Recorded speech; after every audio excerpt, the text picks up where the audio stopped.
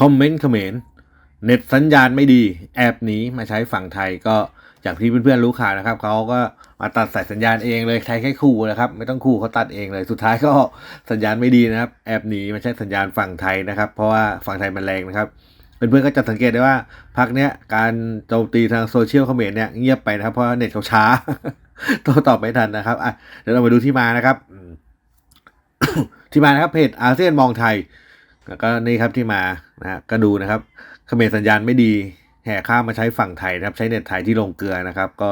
อยากจะดูละครไทยอยากจะใช้สัญญาณไทยครับเพราะว่ามันไม่กระตุกนะครับมันก็อยู่บ้านตัวเองก็หมุนหลายติ้วเลยนะครับก็เลยแอบหนีจะซื้อเน็ตจากจีนก็ต้องลากสายสัญญาณมาอีกนะครับก็คุณภาพก็กลัวจะไม่ได้นะครับอ่ะเดี๋ยวเพื่อนๆมาฟังคอมเมนต์กันดีกว่าคอมเมนต์น่าจะสนุกนะครับเยอะเลยนะครับคอมเมนต์เดี๋ยวมาฟังพร้อมกันเลยนะครับพี่คนแรกก็บอกว่าก็ลดจาก 5G มาเหลือ 2G ดูอะไรนี่ไม่ได้เลยนี่พวกไลฟ์สดนี่หนักเลยนะครับต่อมานะคงบอกอันไหนบอกไม่กระทบก็ปากกล้าขาสั้นนะครับ ก็ทำอะไรได้นะครับ ยิ่งติดพวกพนันออนไลน์ด้วยโหก็จะรู้ผลในนานเลยนะครับอย่าไปขายให้มันนะครับ พอมีเน็ตก็อัดคลิปด่าใช่ครับอย่าไปขายเน็ตให้มันนะครับ พอปีกล้าขาแข็งคือเพิ่งเริ่มใช้เน็ตเป็นไงนะครับ เลยมารยาทน้อยนะครับต่อไปนะครับหมุนจนเวียนหัวแล้วนะครับดูปากกล้าขาสั่นนะครับสองพ่อลูกนะครับเน็ตจีนก็มาเกียนนะครับมาเคลมในFacebook YouTube ไม่ได้สินะครับนะครับเน็ตจีนก็อย่างว่าซิงเกิลเกตเวย์นะครับเขาก็ดักฟังดักบล็อกหมดเป็น I.O. หมดนะครับนี่ยังไม่ได้ตัดหมดนะมีอีก14จุดนะครับนะครับนี่แค่2จุดนะเริ่มบ่นแล้วนะครับเน็ตไทยเร็วอันดับต้นๆของโลกเลยนะนะครับมันไม่รู้เรื่องหรอกมันเรียนน้อยนะครับคนประเทศนี้นะครับยังไม่รู้อีกก็โดนหลอกชาตินิยมนะครับตระกูลทุนกำลังสร้างคะแนนให้ลูกตัวเองนะครับก็ใช้เหตุผลนี้ในการเขาเรียกว่าอะไรในการหลอกประชาชนนะครับได้เพิ่มคะแนนเสียงนะครับคะแนนนี้มันก็แต่เขาไม่ฉลาดเขาก็เลยได้อยู่แบบนี้นะครับเราอินเทอร์เน็ตไทยดีที่สุดในอาเซียนนะครับเวียดนามลาวเขมรพม่าใช้ของไทยหมดนะครับเขาไม่รู้เรื่องหรอกครับเขาฉลาดน้อยนะครับแล้วเรื่องน้ำมันนะครับถ้าตัดน้ำมันได้นี่แต่ยังว่านะครับกว่าจะตัดน้ำมันได้นี่ก็นานนะครับเพราะว่ามีผู้ถือหุ้นผู้อะไรอย่างเงี้ยนะครับเพราะว่ามันเป็นของปตทมีผู้ถือหุ้นกว่าจะต้องเขาคิดถึงผลกำไรมาก่อนนะครับเขาไม่ได้คิดถึงประเทศชาติอะไรมากมายขนาดนั้นนะครับเขาก็ทำเพื่อเงินเพื่อทองอย่างเดียวนะครับเขาไม่ได้คิดแบบเรานะครับไม่เก่งอย่างที่พูดนี่ว่านะครับคนไทยจะไปเอาที่ไหนมาใช้ก็ช่างมึงนะครับสมน้ำหน้านะครับอยู่อย่างนั้นแหละประเทศนะครับแล้วจะมาบ่นเพื่ออะไรนะครับเก่งนักเก่งนี่นาถ้ามันไม่มาไทยเนี่ยคือมันจะเอาคนประเทศมันกลับก็ดีนะครับไม่ต้องไล่เลยนะครับถึงเวลากลับเอากลับไปเองก็ดีนะครับกลับไปให้หมดดูที่มันจะไปเพ่นพ่านอยู่ที่ไหนบ้างนะครับ จะไปแสดงอาชีพหลักยอดนิยมโดยการขอทานที่ประเทศไหนต่อนะครับ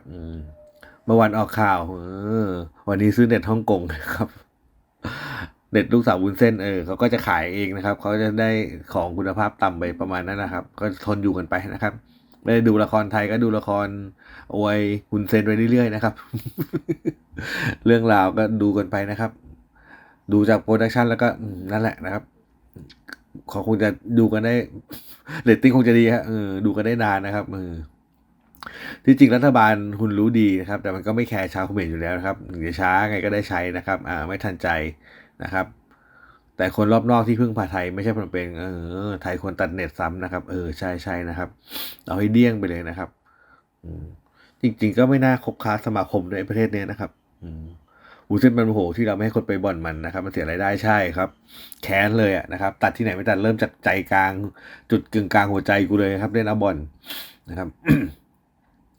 ผู้นำเก่งเอาแต่ชนะชอบข่มลูกหลานคนอื่นสุดท้ายก็เหยียบขาตัวเองนะครับนั่นแหละครับซื้อเน็ตจากประเทศอื่นคงแพงน่าดูนะครับนั่นแหละลงแดงตายพอดีบอกแบรนด์ไทยนะครับเห็นมาดูมวยวันกันเพียบใช่ดูเถื่อนเลยนะไอ้พวกเฮียเนี่ยนะครับ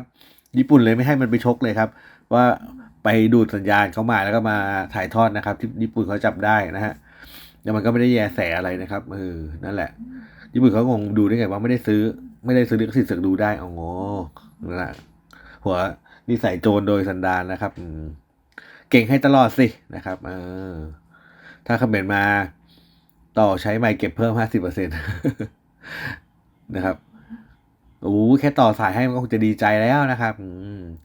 งานนี้หาต้นไม้สูงๆแล้วปีนขึ้นไป แกว่งตัวสัมผัสสัญญาณ โอ้นั่นสัญญาณผ่านดาวเทียมเลยนะครับถึงว่าพักนี้ไม่ค่อยเห็นเขมรมาตอบโต้ใช่พักนี้เงียบเลยนะครับ ไม่ค่อยมาแสดงอิทธิฤทธิ์ฤทธิ์เดชอะไรมากมายนะครับระวังแอบมาต่อคืนใช่นะครับ ปิดชายแดนนะครับอยากให้สร้างกำแพงมากเลยนะครับ สร้างไปนะครับถือว่าไม่ค่อยเห็นมาป่วนเลยนะครับปกติก็โง่กันอยู่แล้วตอนมีเน็ตไม่มีเน็ตยิ่งหนักเข้าไปใหญ่ก็ฮุนเซนต้องการแบบนั้นนะครับ ต้องการให้โง่ๆนะครับ ถึงจะปกครองง่าย ทุกวันนี้ก็โง่ไหมล่ะนะครับเชื่ออะไรกันไปหมดโง่ไม่เขาไม่เคยคิดหาเหตุผลนะครับว่าทำไมถึงทำแบบนี้ เพราะอะไรมีอะไรจริงหรือเปล่าอะไรอย่างเงี้ยของเราก็เลยรู้นะครับว่าที่มันทำอย่างนี้เพราะอะไรนะครับ มันใกล้เลือกตั้งก็ต้องหาคะแนนเสียงสร้างความเป็นชาตินิยมนะครับเขาทำแบบนี้มาหลายครั้งแล้วเขาก็ได้ผลนะครับ